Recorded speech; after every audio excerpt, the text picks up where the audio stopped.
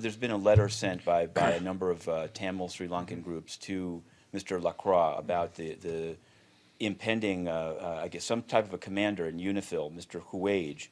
And they've documented to him, he's supposed to deploy on Sunday, that in fact he was present during 2008 in Kilinochchi, 2009 in PTK. These were, highly controversial military actions. So their complaint is that in the past, Office of Human Rights of the UN would vet people, and now that doesn't appear to be the case anymore. Have you seen that letter? DPKO has indeed received the letter you mentioned. They are looking into the case of the gentleman that you mentioned who's scheduled to be deployed to Lebanon. Mr. Lacroix specifically commented on this when he did his press conference.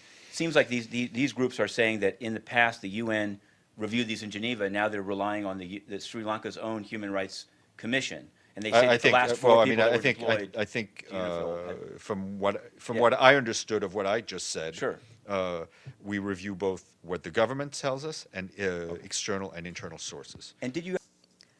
We were asked last week about a Sri Lankan officer who is scheduled to deploy to the UN Interim Force in Lebanon, UNIFIL.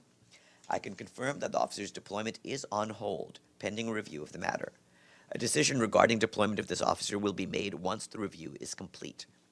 We are in communication with the permanent mission of Sri Lanka regarding the officer's background, and Sri Lanka is cooperating fully with our inquiries. The United Nations takes reports of potential human rights violations very seriously. As a matter of policy, we are committed to ensuring that all personnel serving with the UN meet the high standards of efficiency, competence, and integrity, including respect for and commitment to human rights.